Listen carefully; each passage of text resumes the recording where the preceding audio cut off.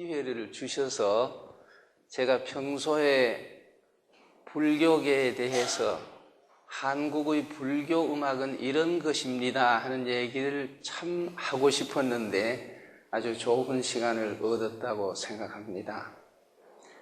마침 얼마 전에 유네스코가 선언한 세계무형문화유산 종목에 한국의 영산제가 들어갔습니다.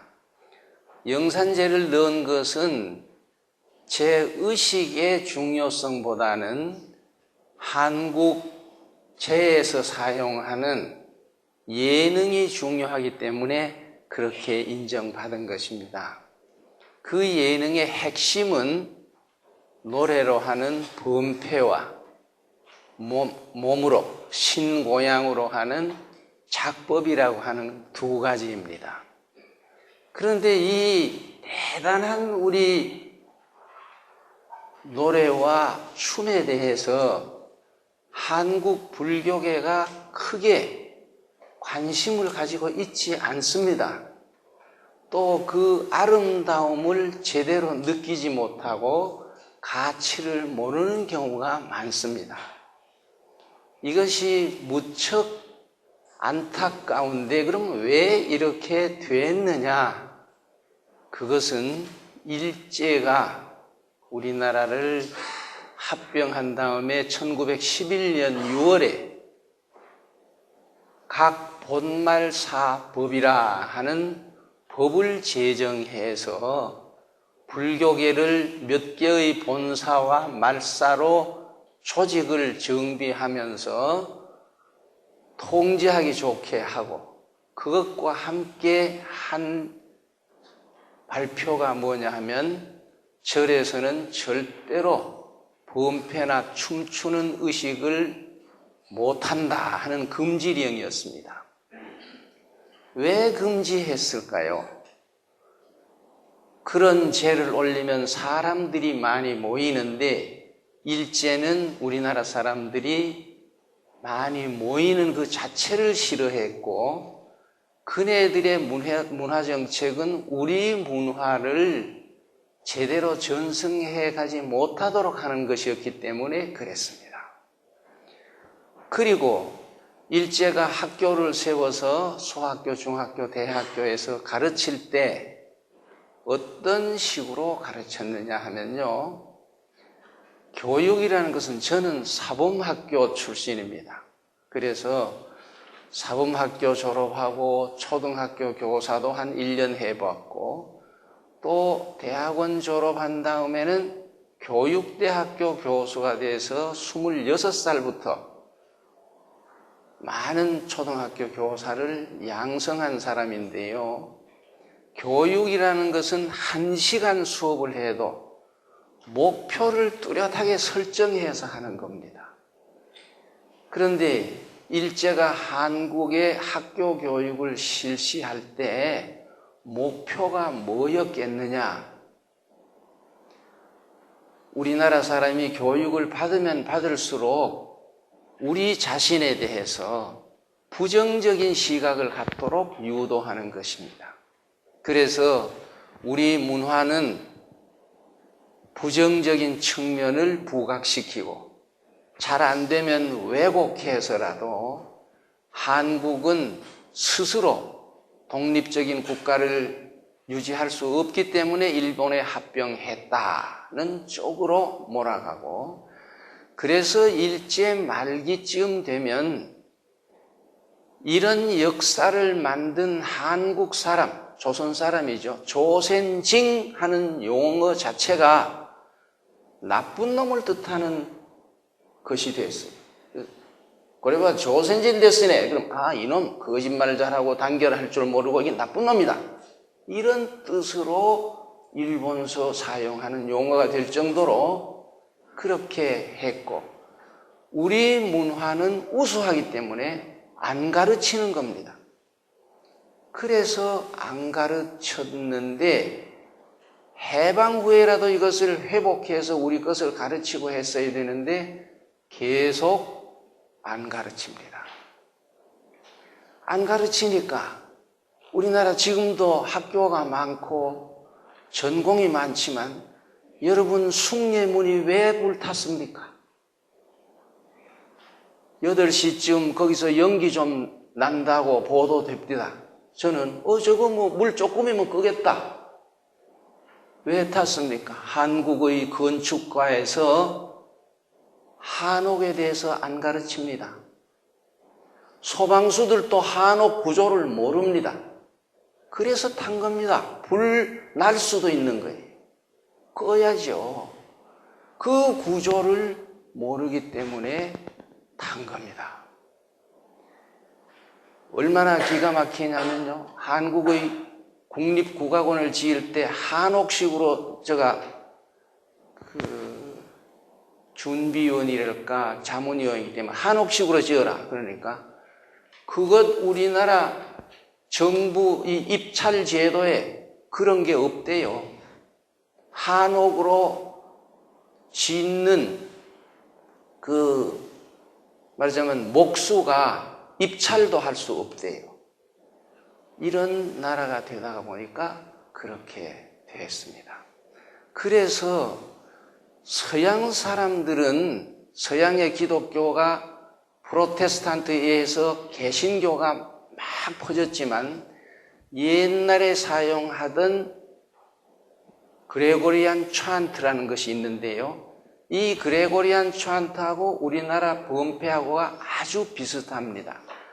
발생한 연대가 8, 9세기고 우리나라도 9세기에 범패가 본격적으로 보급됐으니까요.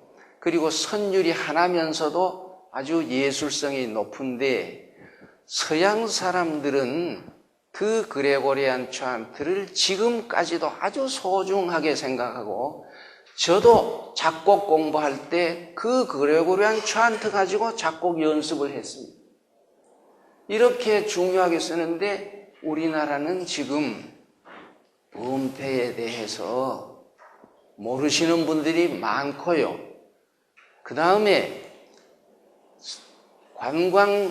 관광객이 온다든지 누구 구경시킬 때 불국사나 이런 데 모시고 가잖아요.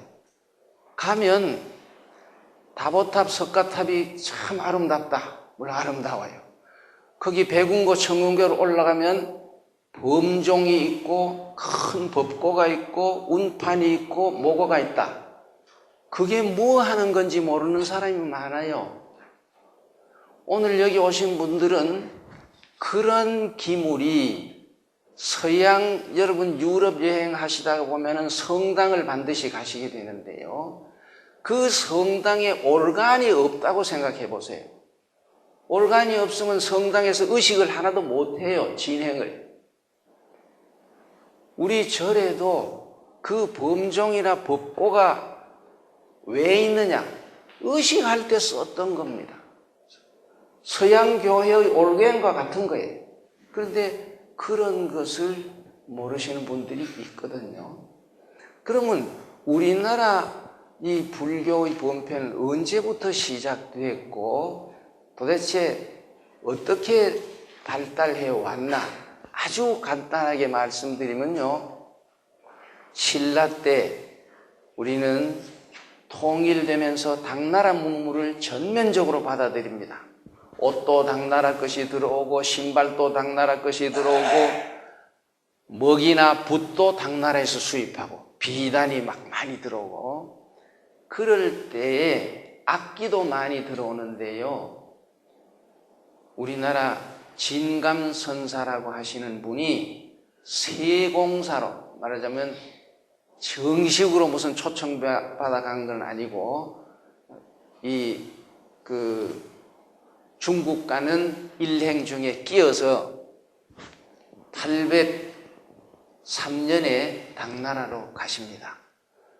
그래서 그곳에 가서 범패를 배우시고 830년에 돌아오셔서 지금의 쌍계사, 그 옥천사에 머물면서 범패를 가르쳤다. 그런 기록이 어디 있냐면 쌍계사 가시면 법당 그 아래층 밑에 딱 중간에 진감선사 대공탑비라는 것이 있습니다. 그 비문에 그런 것이 기록되어 있어서 우리가 확실한 연대에 의해서 830년부터 우리나라의 범패가 본격적으로 전승됐다. 그렇게 보는 겁니다. 그런데 그 시기에 847년에 일본의 스님 자각 원인대사, 웬인 이렇게 일본말을 표현했는데요. 그분이 또 당나라 가시면서 산동성에 있는 적산원이라는 신라절, 그때는 신라 사람들이 특히 이 황해하고 중국 이 산동성 이쪽에는 신라 사람들이 많이 살았다고 합니다. 그 신라절에서 이런 법회하는 것을 보고 기록한 내용이 입당구법 순례행기라는 데 있는데 보면요, 신라 사람들이 절에서 의식하는 걸 보니까 신라식 노래도 하고 또 중국 스님이 나와서 당풍이라 그럽니다. 중국식 범패도 하고 그리고 인도식 노래도 하더라. 그런 부분이 있어서 신라 때 이미 우리나라에는 그렇게 범패의 종류가 순한국식으로 하는 것도 있고 중국식으로 하는 것도 있고 또 좀 더 오래된 인도식으로 하는 것도 있었다. 그 정도로 알고 있는데요. 지금 우리나라 범패는 크게 안채비 소리, 거채비 소리로 나누는 것이 보통입니다. 안채비 소리라는 것은 이제 큰 제를 올릴 때 그 절에 계신 스님께서 무슨 신도들 주소와 이름 같은 거, 축원 이런 거 할 때, 무슨 청사 같은 거 할 때, 뭐 나무 일심봉청 요 정도로만 꼭조하고, 그 다음에 무슨 성건요왕 학태왕야왕 범령난 이런 식으로 줄줄줄줄줄 하는 거, 이런 것은 이제 그냥 안채비들이 합니다. 그리고 좀 더 의식에 장엄한 음악이 필요할 때는 바깥에서 범패를 전문을 하는 스님들을 모셔다가 하는데요. 그 모셔서 하는 소리는 흔히 제가 요전에도 한 무슨 복청계라든지 천수발을 한다든지 쇠수계라든지 이런 그 순서들은 헛소리라고 그래서 가사가 중국에서 들어온 것처럼 한문으로 되어 있어요.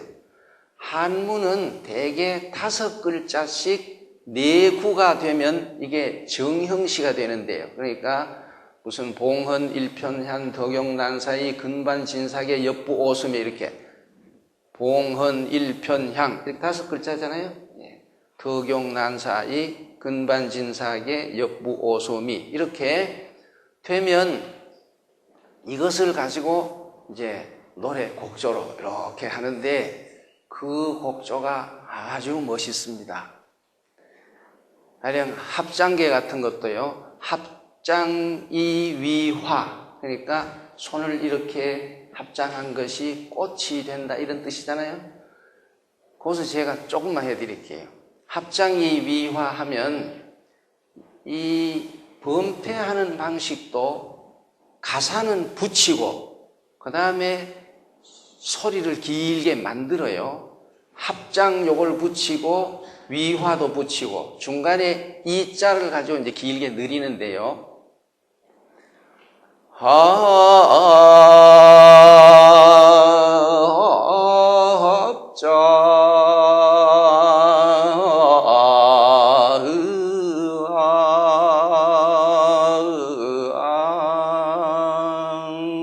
이렇게 붙여요.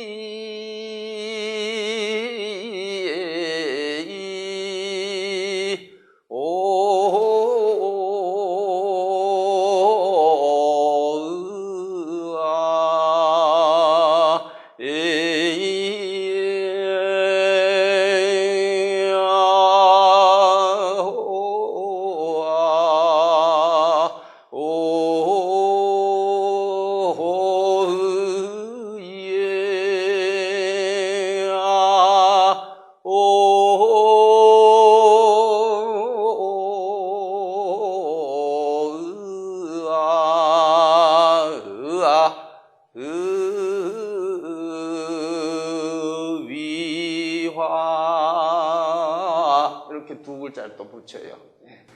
그래서 이런 식으로 이제 혼자 독창으로 하는 것도 있고 여러 사람이 같이 하는 것도 있고 또 한 사람이 하면 받아주기도 하고 그런데 이런 소리 말고 그 다음에 이제 짖소리라는 것은 선율이 굉장히 장엄합니다. 그래서 보레 같은 거 보면요 시방이라는 두 글자를 가지고 한 12분 해요.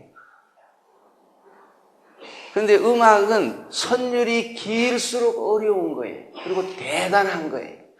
이런 음악은 참 세계에 없어요. 그런데 이런 음악이 그러면 중국서 하는 것을 우리가 그대로 하느냐? 그렇지를 않아요. 저는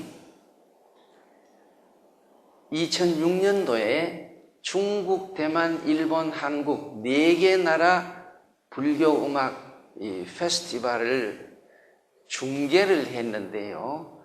보면 중국 번패는 우리하고 전혀 달라요. 일본도 완전히 다르고. 그런데 우리가 우리 거라고 해서 그런 것이 아니라 우리나라 것이 최고입니다. 굉장히 수준이 높습니다. 저는 이상하게도요, 굿도 아시아 굿 페스티벌을 2004년도에 그것은 정부에서 6억을 주어서 한옥마을에서 일주일간 했어요. 그러면 그 인도네시아, 필리핀, 몽골, 중국, 일본 아주 많은 나라, 인디안까지 초청해서 해보는데요. 해보면 우리나라 굿은 진도의 식긴굿이든지 동해안의 무슨 오기굿이든지 서울의 진오기굿이든지 황해도굿이든지 어느 것이나 외국 무속학자들이 그때 한 20명 왔는데요. 딱 보면 입을 딱딱 벌려요. 정말 속말로 게임이 안 돼요. 우리나라 노래, 기악, 춤과 다른 나라 무당들이 하는 것은 게임이 안 돼요. 그렇게 우수해요. 그럼 왜냐? 우리 음악이 그렇게 우수해요. 여러분, 제가 종교음악회에서 우리나라 유교음악도요, 지금 대만은 우리나라 대성전, 공자님 모신 거기에서 하는 유교음악을 72년에 배워갔어요. 곡부라고 하는 지금 중국 정부는 88 올림픽 때 배워갔어요. 우리가 지금 종갓집이에요. 그리고 이 음악은 언제 만들었냐면 세종대왕 때 중국 주나라 때 유교 음악과 같은 것을 만들 욕심으로 만들었기 때문에 굉장히 잘 만든 음악이에요. 그것을 중국서도 가져가서 하고, 여러분 유교하는 나라는 일본과 베트남이 더 있습니다.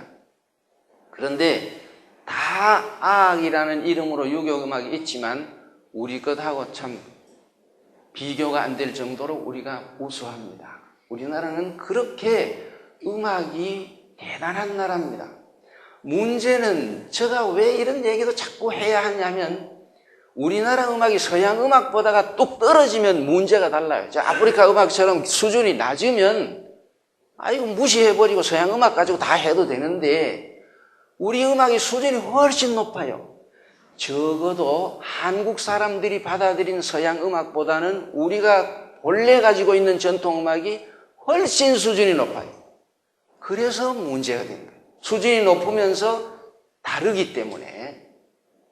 근데 그전에는 다르다는 것이 험이 되는 줄 알았는데 21세기가 되고 우리나라 국력이 신장되니까 이제는 다른 것이 아주 자랑거리가 된 거예요. 이제는 달라야 되지요? 똑같은 거 가지고는 수출도 아무것도 안 되는 거예요. 달라야 돼요.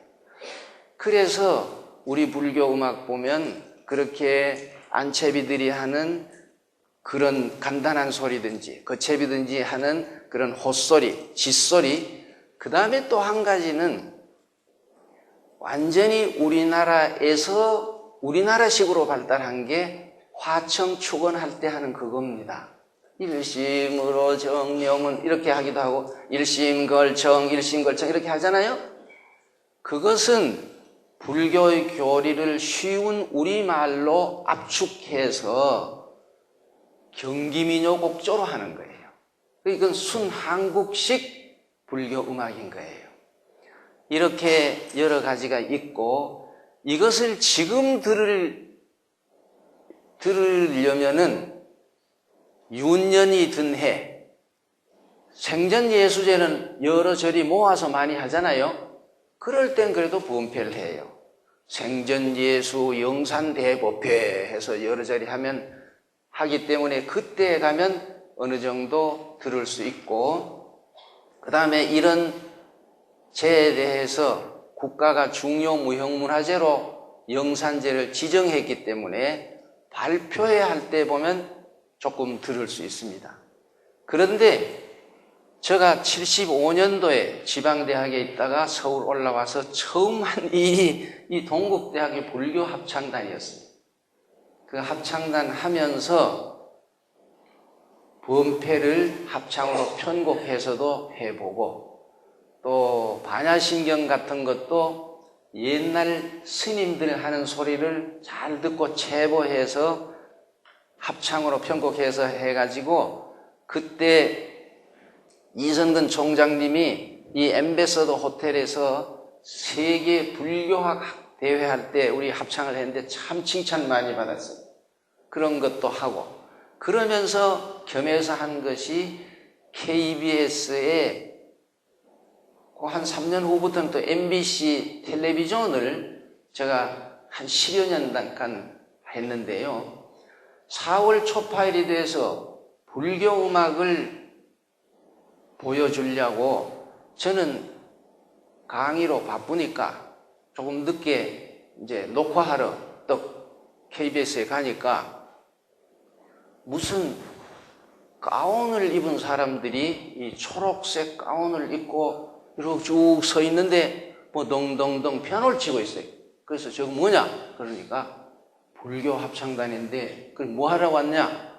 불교 음악 선생님이 불교 음악 준비하라고 그래서 준비했다. 그래서 저건 불교 음악이 아니야. 보내.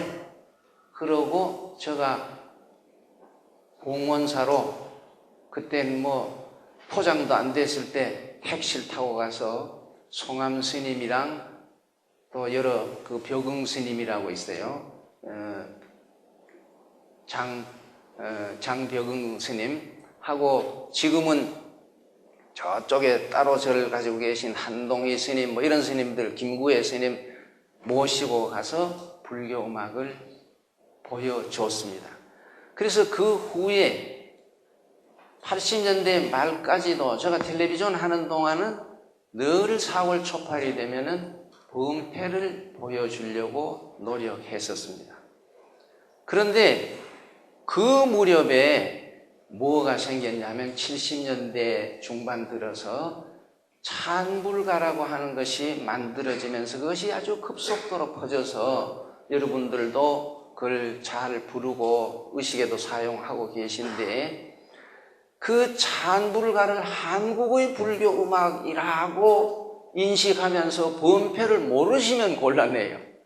그걸 하는 건 좋다 이거예요. 그럼 하는 거 흠될 건 없습니다. 그러나 우리나라 범패가 잊혀지는 것은 안 되겠다고 해서 기회 있을 때마다 조금씩 잡지에도 쓰고 했었는데 마침 금년에 유네스코 문화유산이 됐으니까 이제는 본격적으로 우리 범패의 가치를 알리는 일에 좀 나서야겠다 해가지고 요전에 우리 이 학교에다가 그 동국예술이라는 공연단도 하나 만들어 창단 공연을 했고요. 그리고 나서 제가 매주 토요일에 남한산성에서 음악회를 하는데 우리나라 성악하는 사람들 중에 가곡에는 인간문화재가 두 분이 오십니다. 아주 최고 가곡이라는 게 우리나라 가곡. 그리고 판소리도 최고 가는 연주자들이 와서 소리를 하는데 우리나라 3대 성악하면 가곡, 판소리, 범패입니다. 그래서 지금 4주째 오늘도 거기에서 범패를 들려줍니다. 일반인들에게. 왜냐하면 여러분들이 불교 문화하면 건물만 있는 것이 아니라 이렇게 대단한 음악이 있다. 그러니까 이것을 좀 들어보시오 하고 들려드리는데요. 그러면 왜 우리들이 이런 음악의 가치를 모르게 됐나? 그 부분을 제가 조금 설명해 드릴게요.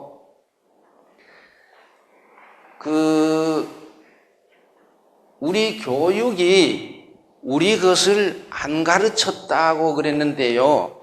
뭘 가르쳤느냐 하면요. 이 음악 표현 방법, 그것은 인도 음악 표현 방법, 인도 노래하고 중국 노래하고 한국 노래하고 다르죠? 그건 쉽게 알 수 있죠? 달라요. 왜 달라질까요? 왜 달라지느냐? 요즘 학생들한테 물어보면 작곡가가 달라서 다릅니다. 근본적으로 인도 노래 전체하고 중국 노래 전체하고 한국 노래 전체하고 다릅니다. 왜 다르냐? 여러분들은 말이 다르면 노래가 달라진다. 말하자면 말이 다르면 음악이 다르다. 이렇게 보시면 됩니다. 말이 다르면 우리나라 안에서도요. 저 경남 바닷가에 사는 사람들은요. 쌀 그래도 못하죠. 살이에 은행을 못해요. 은행을. 그러니까 음악이라는 글자를요. 우리나라 안에서도 제가 전남대학 교수가 돼서 광주에 가서 학생 모집하느라고 고3 학생들이 쭉 모여서 떠드는 걸 보니까요. 말이 참 재밌어요. 전라도 말이 아주 음악적인데요. 이 두 글자를 어떻게 발음하냐면요. 음악. 여기서는 음악 이러잖아요. 그러면 이건 경상도 사람 어떻게 할 것 같아? 예. 그 사람들은 의가 안 돼요. 이 말, 언어로 해서 이 발성기관이 발달하기 때문에 의를 못 합니다. 청문회에 나온 사람들이 은행에 갔다가 온 거야. 은행에 갔다가. 그죠? 그래서 이 음악도 경상도 사람들은 음악. 그렇게 발음해요. 그럼 봐요. 전라도 사람은 음악. 경상도는 음악. 그러면 노래 표현하는 방식이 달라요. 아리랑이 지방마다 발달했는데요. 전라도 사람 아리랑 할 때 어떻게 합니까? 음악 하는 것처럼 소리를 자꾸 뒤로 밀어요. 가려고 그래요. 그러니까 문경 세제는 웬 곡인가 자꾸 가요. 안 끊어져요. 근데 경상도 말은 음악 또 끊어지잖아요. 앞이 더 강하고. 그러니까 경상도 사람들이 아리랑 할 때 보면 날 좀 보소 그러니까 그만큼 그만큼 달라요. 우리나라 안에서도 그렇게 말에 따라서 노래가 다르게 발달하면 노래를 악기로 하는 게 기하기예요. 그러니까 음악이 전체적으로 다 다르게 되는 겁니다. 그러니까 인도말하고 중국말하고 다르니까 그렇게 달라지고 우리나라 지금 전통음악에 중국 음악 흔적이 있느냐 하면 공명에만 있지 음악 자체에는 하나도 없어요. 우리는 중국 문화의 영향을 전면적으로 받았습니다. 악기도 전부 중국서 들어갔어요. 악서도 책도. 그런데도 지금 우리 음악에는 중국 음악 언어 표현 방식은 거의 없습니다. 하나도 없다고 해도 과언이 아니에요. 그만큼 음악은 자기 문화의 정체성을 찾아가는 능력이 굉장하기 때문에 범패를 신라 때 도입했지만 제가 범패 배우려고 갔더니요. 스님들이 그 배우는데 들어가기도 전에 나한테 겁줘요. 범패 굉장히 어렵다고. 절대로 못 배운다고. 더구나 속인이 어떻게 배우냐고. 제가 아까 한 합장계는 그건 1시간에 배운 거예요. 1시간. 이렇게 들어보니까 음이 착 들어오는 게 음이. 근데 그 음이 뭐냐 하면 경상도, 강원도 쪽 민요하고 같은 음으로 되어 있어요. 범패는. 신라 때 들어와서 아마 그쪽에서 발달하는 과정에서 그렇게 된 것 같아요. 지금도 음 조직은 경상도, 강원도 민요하고 같은 식으로 되어 있어요. 범패가. 그래서 금방 배울 수 있었는데요. 그만큼 우리식으로 범패가 발달했지 중국에서 배워왔다고 해서 중국식으로 된 게 아니에요. 가사만 남아있어요. 이렇게 되는데 우리나라는 이런 걸 배경으로 해서 봅시다. 옛날 같으면 음악을 안 배워도 음악 표현 방식을 그 동네에서 하는 대로 다 저절로 익혔기 때문에 모 심을 때는 모심기 노래하고 김맬 땐 김매기 노래하고 뭐 놀 땐 노는 노래를 동네 사람들이 다 저절로 할 수 있었어요. 다. 그런데 학교를 만들어서 가르칠 때 어떻게 가르쳤느냐. 서양 사람들은 이걸 이제 음악 표현 방식이요. 음악 표현 방식. 우리가 쉽게 표현하면 이런데요. 방법 하면 이것을 음악 언어라고 그래요. 음악 언어. 이 음악 언어를 자기 나라 음악 언어일 경우에 음악의 모국어라고 그래요. 말의 모국어가 있는 것처럼 음악의 모국어가 있는데요. 유럽 여러 나라들은 19세기에 의무교육을 할 때 음악의 모국어와 함께 모국어를 꼭 가르쳐야 된다. 이게 기본 원칙이에요. 음악의 모국어와 모국어를 가르쳐라. 그래서 제가 궁금했어요. 왜 그걸 가르쳐야 된다고 했을까? 우리처럼 무슨 수학, 과학, 영어 이런 걸 안 그런 것 보다가 모국어와 음악의 모국어.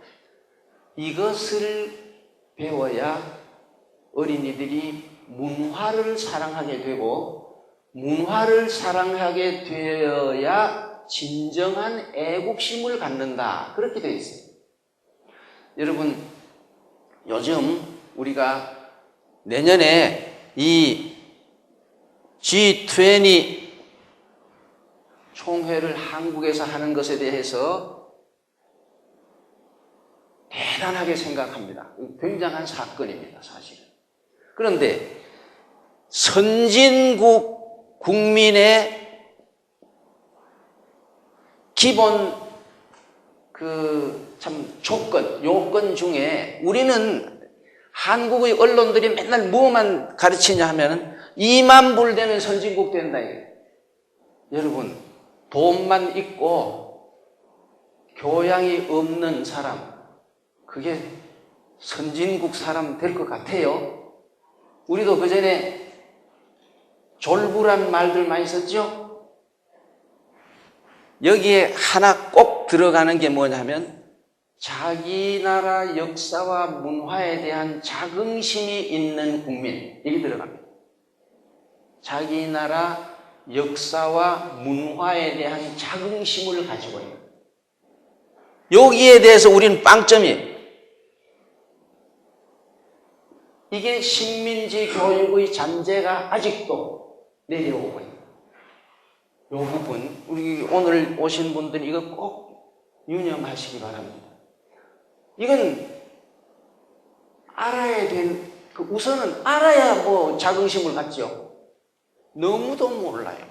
내가 남한산성에서 토요일마다 참 말하자면 집회를 하면서 하는 얘기가 서울 살면서 남한산성에 올라오지도 않은 사람만. 그래가지고 우리 문화를 알겠어요? 그 얼마나 좋은 곳인데. 역사적인 곳이고 자연으로도 훌륭한 곳인데, 그리고 여러분 남한산성 1624년에 그걸 쌓을 때 스님들이 쌓았다는 거 아세요? 아시는구나. 근데 혹시 또 모르는 사람 한 사람쯤 있을지 몰라. 각성 스님 도총섭에 대해서 쌓았다는 거 아니에요. 그러느라고 거기 절이 여러 가지 있잖아요. 망월사라든지.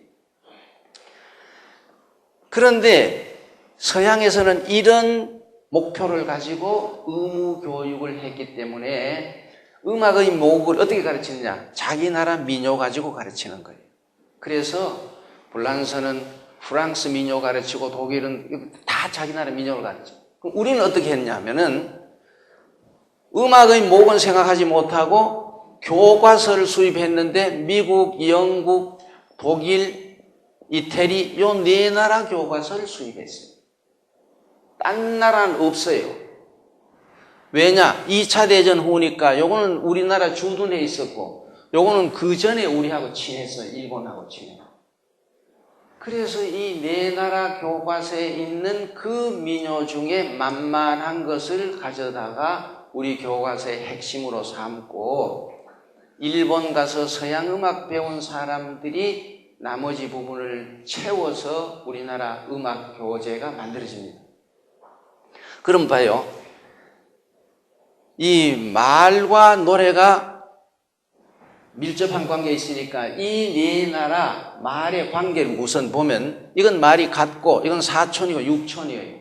그래서 영어만 하나 가지고 가령 따져봅시다.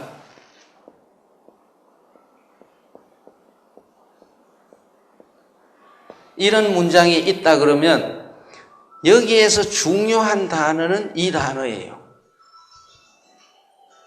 그리고 이 앞에 중요하지 않은 것들이 하나씩 붙어 있어요.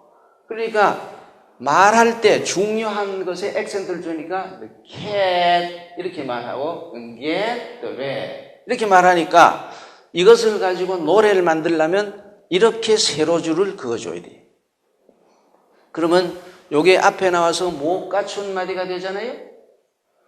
못 갖춘 마디가 되면 박자를 가령 이렇게 해서 저어줄 때 여기서 시작하지 않고 여기서 시작하잖아요. 우리가 그동안 배웠던 서양 노래 보세요. 다 이렇게 못 갖춘 마디예요. Should old acquaintance be forgot and never brought to mind 이렇게 되잖아요.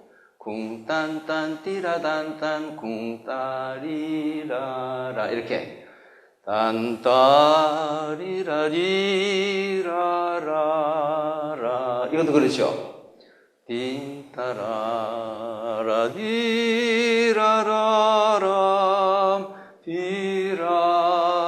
디라라라라라 다 못 갖춘 말이에요.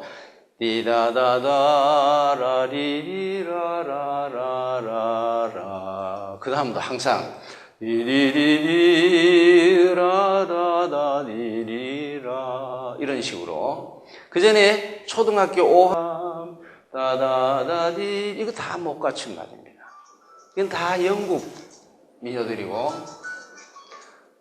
가령 독일 노래도 오 탄된 밤 오 탄된 이렇잖아요.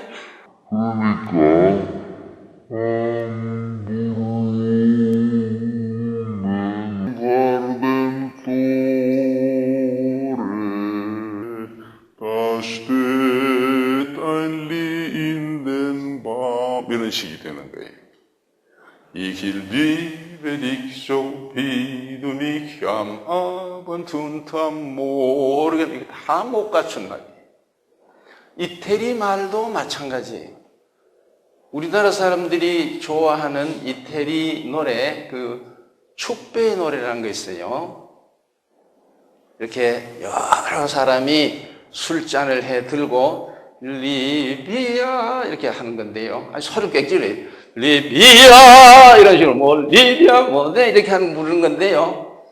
이것을 이태리 말로 하면 배우기도 쉽고 연기하기 쉬워요.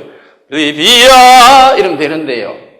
우리나라에서 오페라 할 때 어떻게 했냐면 이것을 들어라 들어라 이렇게 번역했어요. 하거든 보세요. 들어라 들어라 들어라 들어 이렇게 된 거예요. 이상하지 않아요? 우리가 학교에서 배운 노래가 그런 노래. 이렇게 서양 노래를 갖다가 곡조는 그대로 두고 가사를 번역하는데요. 이거 번역해 봅시다. 고양이 뭐 어떻다 이렇게 놓고 보면요. 여기에 관사는 중요하지 않아요. 그래서 약박자라도 되는데 우리 고양이는 매우 중요한 단어예요. 여기 렛은 중요해서 이렇게 하지만 타자는 우리 중요하지 않아요. 그러니까 음악은 중요할 때 액센트를 주게 되어 있는데요. 우리가 부르는 노래는 액센트가 안 맞는 거예요. 한마디로. 그 전에 제가 대학원 다니면서 잠시 중고등학교 교사를 했는데 중학교 1학년 책에 이런 노래 있어요. 노래는 즐겁구나 산 너머 이런 거. 근데 이 노래는 한두 번 가르쳐주면 학생들이 금방 해요. 그래서 이 노래 참 잘 배웠구나. 한 사람씩 나와서 시험 볼 테니까 노래 해봐라. 그러니까요. 내가 피아노를 칠 때는 제법 노래는 즐겁게 이렇게 했는데요. 시험 보라 그러니까 뚜벅뚜벅 나오더니만 턱 하는데 노래는 즐겁구나 산 너머게 아주 퉁명스럽게 해요. 몇 명씩 보니까 계속 그래. 그 내 속으로 야 이상하다. 이 노래라는 것은 좀 신바람나게 즐거운 마음으로 해야 되는데 더구나 이 노래는 즐겁구나. 그런 가사인데 하나도 안 즐겁게 한단 말이에요. 그래서 내가 9번 됐을 때 역시 그렇게 하기 때문에 나는 그때는 정말 실험적으로 야, 너 유행가 할 수 있어? 그러니까 처음에는 머뭇머뭇해요. 두드리 맞을까 봐. 그전에는 유행가 하면 두드리 맞았거든.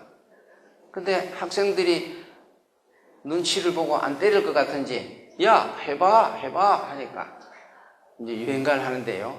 이렇게 서서 노래는 하던 학생이 유행가를 하기로 작정하니까 대부분 탁 달라져요. 이렇게 완전히 이렇게 몸에 힘이 탁 빠지더니만 이렇게 눈을 감고는 해당화 피고지는 하는데 아유 기가 막히게 나는 흉내도 못 내요. 온몸 팍 떨면서 막 비비고 하는데요. 기가 막히게 잘하는 거예요. 그래서 나도 웃고 학생들도 웃고 신나게 들었는데 다 듣고 나니까 내가 기가 막힌 거예요. 이야, 내가 그렇게 두드려 패가면서 가르친 거는 제대로 못하고 이거 지 공짜로 배운 건 그렇게 기가 막히게 잘하고 이게 왜 그럴까? 이유가 이겁니다. 내가 가르친 건 이런 거예요. 노래는 즐겁고 액센트가 안 맞아요. 곡조와 가사가 안 맞는데 그 노래는 표현이 됐다. 그러면 곡조와 가사가 맞는다는 얘기 아니겠습니까? 그러면 이건 왜 맞느냐 하면요. 여러분 좀 종합적으로 알아둘 필요가 있기 때문에요.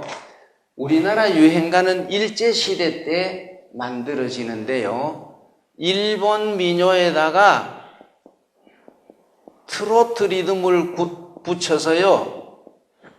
만든 게 소위 초창기 유행가예요. 지금 태지나 이런 사람들이 하는 현철이 하는 유행가예요. 이건 왜 되냐면 일본 말과 우리말이 같은 계통이지요. 그래서 일본 음악과 우리 음악에 공통점이 있는데 그게 뭐냐 하면 이런 프레이징이 같다는 것하고 그러니까 어순이 같아서 프레이징이 같아요. 이게 같아요. 그 다음에 중요한 게 식임새가 있다는 점이에요. 이게 서양 음악에는 식임새가 없습니다. 중국 음악에도 식임새가 없는데 한국 음악과 일본 음악은 전부 식임새가 있습니다. 간단한 노래든지 거창한 기악이든지 이 식임새가 뭐냐 하면 우리 노래하게 되면 그 전에 애국가 하라 그러면 올들랑자인 곡조를 하는 사람 많았어요. 동해물과 백두산 이걸 악보대로 하면 동해물과 백두산 이렇게 해야 되는데요. 대개 어떻게 합니까? 동해물과 백두 이렇게 하지요. 목에서로 아주 심한 사람은 코막내기 소리 해가면서 모르 이렇게 해요. 그게 식임새 하는 거예요. 그렇게 해야 우리 말이 표현되게 돼 있어요.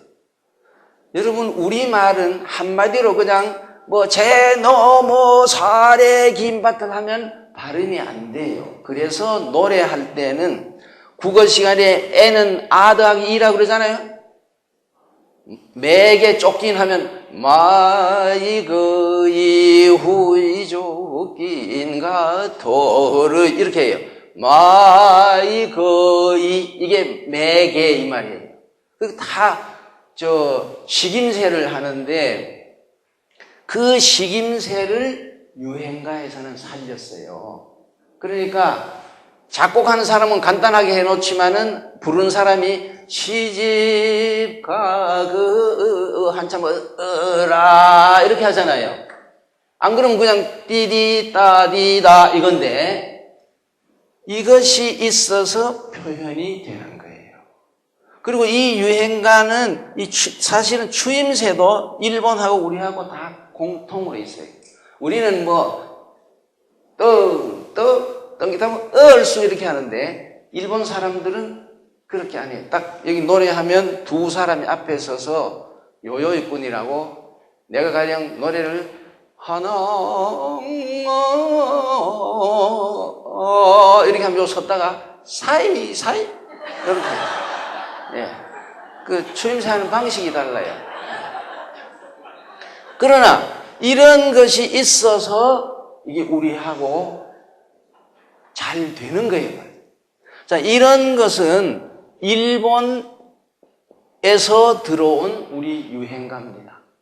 여러분이 이 기회에 유행가, 요즘 젊은이들 이런 것도 안 하죠? 이건 완전히 미국 팝송입니다. 지금 박진영이는 뉴욕에 애들 보내가지고 거기서 막 빌보드 차트에 100 안에 들어가고 그건 뭐 얼마든지 가능합니다. 그거는 저는 오래전부터 우리나라 이 음악대학 이렇게 만들어서 뭐 하냐 차라리 그것 하면 돈이나 벌지. 그런데 이 노래는 완전히 미국 노래인데요. 이거는 우리 말하고는 아직 멀었습니다. 어떻습니까? 이것은 이렇고 저것은 저렇고 이런 가사가 있다면 저 식으로 하면 어때요? 이것은 그렇잖아요. 이것은 이렇고 저것은 저렇고 액센트가 전부 거꾸로 붙어있어요. 그런데 문제는 그렇게 해도 잘하는 게 한국 사람인데요.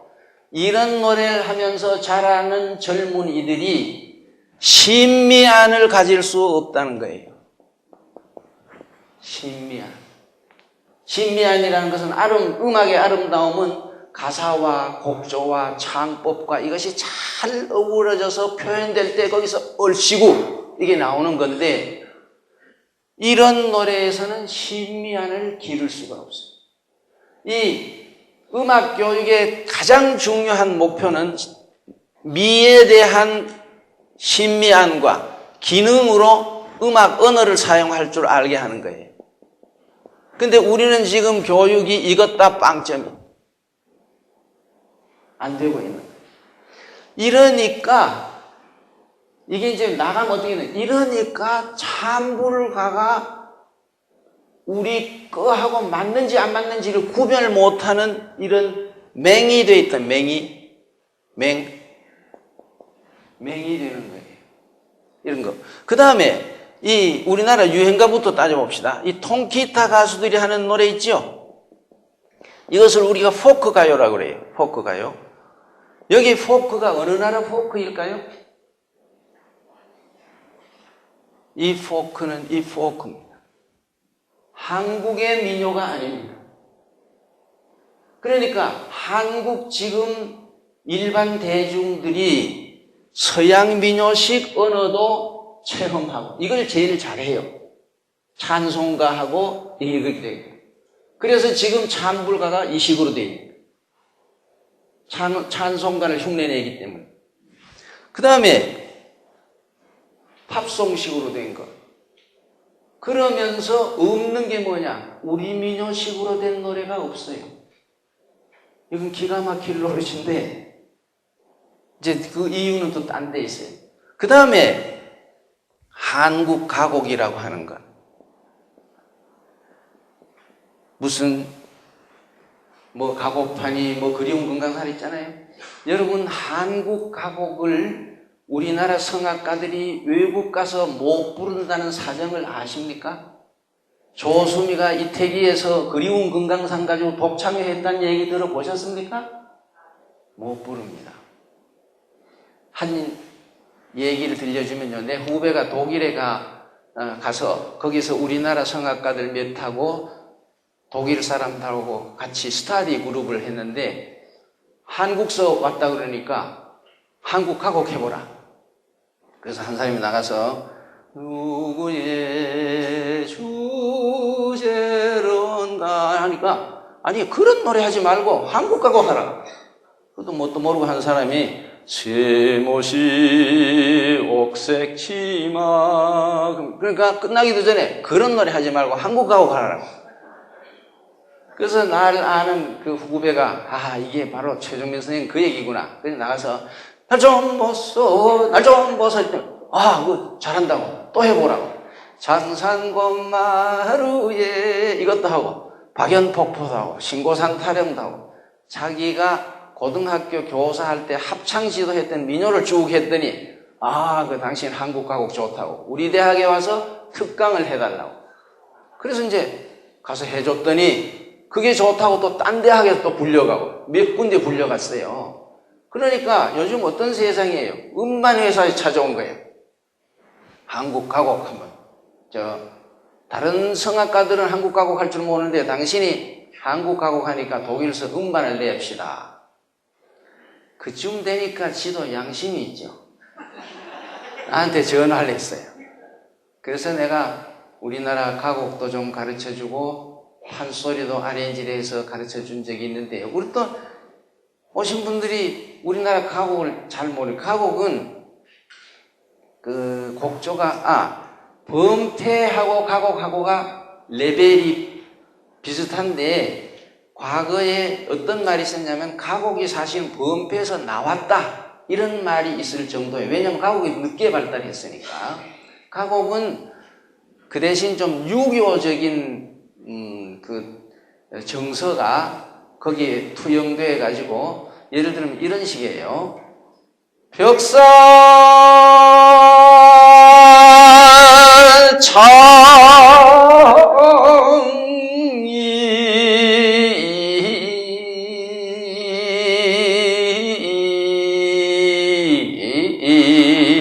어룬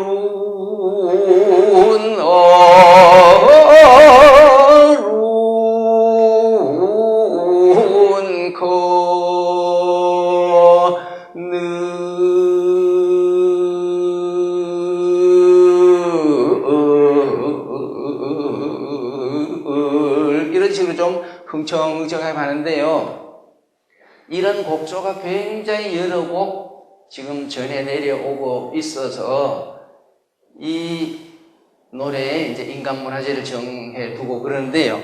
그러니까 서양 사람들이 굉장히 듣고 싶어 하는 게 내가 이제 한 이 가곡이에요. 근데 한국의 음악가들이 그걸 못하기 때문에 문제가 있는데, 자, 이렇게 보면 우리나라 음악 여러 가지가 소위 음악 언어라는 것과 이렇게 관계가 있다는 것을 아셨으면 이제 우리 문제로 돌아와서 우리 불교가 해야 할 앞으로의 과업도 이제 자연히 드러나요. 그리고 무엇보다도 다른 데 대해서는 제가 언급을 안 하겠는데요. 범패의 아름다움을 우리가 알고 그것을 가꾸어야지 유네스코가 정해준 그 참 무형문화유산 지정을 제대로 이행하는 것이 되지, 지금처럼 제가 알기로는 아마 큰 절에서는 1년에 한 번도 범패를 안 하는 데 곳이 많으리라고 보는데요. 적어도 몇 개의 거점 사찰이라도 지정해서 특정한 때 한국 방문하는 많은 외국인들에게 어느 절에 가면 언제 범패를 하는 이런 의식을 합니다. 그것 광고해 놓으면 지금 서양 사람들이 도대체 한국은 문화가 없는 나라냐 이렇게 생각하는 경우가 많거든요. 그러면 그게 굉장한 관광 자본이 돼요. 지금 일본 정창원에서 전시회 하고 있어요. 그거는 뭐 10년에 한 번씩 나오는 물건도 있고 자기네가 소장하고 있는 보물을 보여주는. 그러면 모두 그 신문에 보고 가고 싶어 해요. 우리도 중요한 사찰에서 범패를 하는 의식을 좀 가끔 안 그러면 정례화해서라도 보여주어야 신도들께서 불교 음악이 저런 것이고 불교 의식을 제대로 하는 것이 이렇게 장엄한 것이구나. 그 아름다움도 신심을 기르는데 굉장히 중요한 것이기 때문에 그거를 알도록 하는 노력을 해야 되는데 오늘 오신 분들이 좀 앞장서서 그런 일을 해 주시기 바랍니다. 마치겠습니다.